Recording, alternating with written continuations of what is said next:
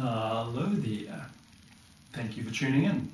Just wanted to explain something that you're watching this, which is my video blog, but I've noticed that many of you, particularly overseas, are just finding the video somewhere and perhaps wondering what it's all about. So my name is Dean Letfuss. I live in New Zealand, run a company called Massive Action. You can go to my website, www.massiveaction.co.nz.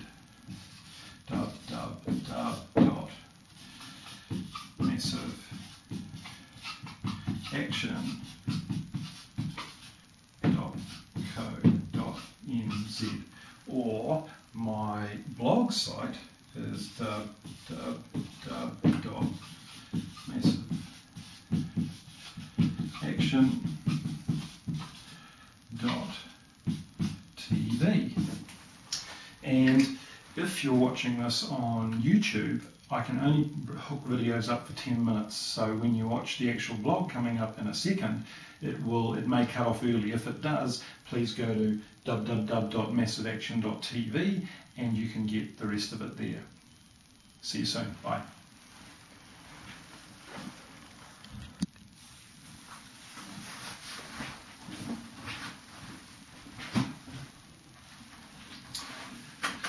Good evening, good to see you all. Hope you've had a reasonable weekend in spite of the weather, and if you've been in Auckland, it's been fairly interesting, fairly wet. Okay, so last time we nearly finished covering off forgiving others, and there's not a lot else to say about that from what I've said in the previous blogs, except for this, that kind of two things. One is that some of you may find that you're simply unable, even the thought of having to forgive this person is just, it's completely, beyond you. So you need to understand that, first of all, that is okay. There is a sense of injustice. You've been wronged, and it's not easy. It's not naturally in us to forgive. But you only have, you have kind of three paths. One is that you can choose to embrace what I believe is the truth, that God created a way for us to be forgiven and to forgive others by Him forgiving us, and you can ask Him to help you. If you picture the fact that you don't have any forgiveness in you, and God has this well of forgiveness, and if you ask Him, say, God, I need your forgiveness. I can't forgive that person because I think they're so-and-so, but you can give me your forgiveness for them. There is a transaction that can take place if you'll invite God into that place in your life. And whether you do that, it's up to you. That's what I do. That's what works, because it's the truth. It's reality.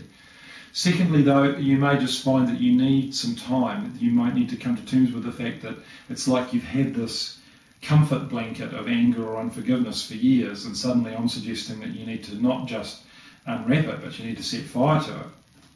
Very scary. We find security in all kinds of negative things. Abused women stay in terribly destructive marriages because there is a sense of security and of safety, and because it's known, even though it's destructive, So your heart and your mind and your spirit will need to come to terms with that okay, I'm going to have to let go of this. I'm not letting go of anything that's good. I'm going to embrace something that's good by letting go of this when it's bad. And so don't beat yourself up if you can't forgive now. Understand you might need to get to that place, but you only will if you're willing to acknowledge the fact that I need to deal with this. I need to forgive this person, because if I don't, it's going to destroy me. You have to get to that point of realization, and I don't have a solution for you ultimately outside of God, because God will forgive you for what you've done and will give you His forgiveness to be able to forgive others. And whilst I couch it in Christian terms because I believe that to be reality, it's also just a principle of life. Like the principle of sowing and reaping and other things that I talk about. If you don't believe in the principle of gravity, it still works, right? It wouldn't matter. There is no way to stop. It's a universal law, and forgiveness is exactly the same. So you need to keep that in your mind, that you're going to have to come to this place if you're ever going to deal with it. All right, so I've taken you through the steps to be able to get to a point of forgiving somebody who has wounded you. So the last thing to cover off on that before we get on to forgiving ourselves, and I almost hesitate to do this, but it would be remiss of me to not, and that is this, that you might need to make some decisions about whether there's anything that you need to say to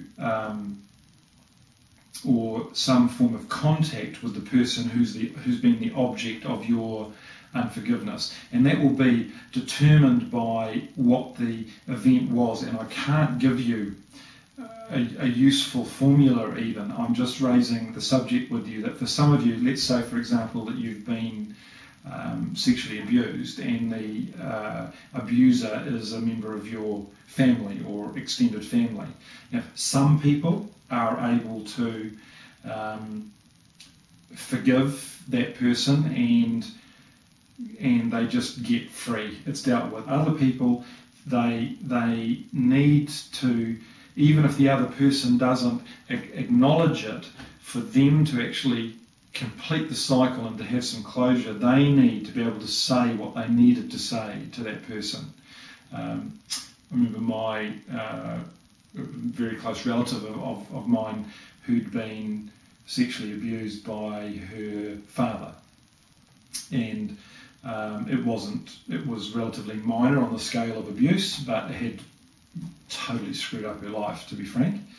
So 30 years or 25 years after the event, she was dealing with exactly what I've been teaching you. So what she did was she wrote a letter to her father saying, when I was 13, you did da da da da da da da, and I'm writing to tell you that I forgive you for that. So for her, she was able to state what had happened.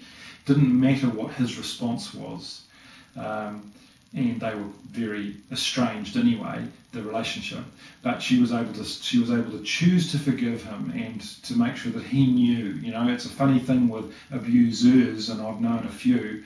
Their selective memory, because their consciences are so damaged. There's just no acknowledgement often. So that for her brought significant closure. Really set her free in a way that wouldn't have happened otherwise.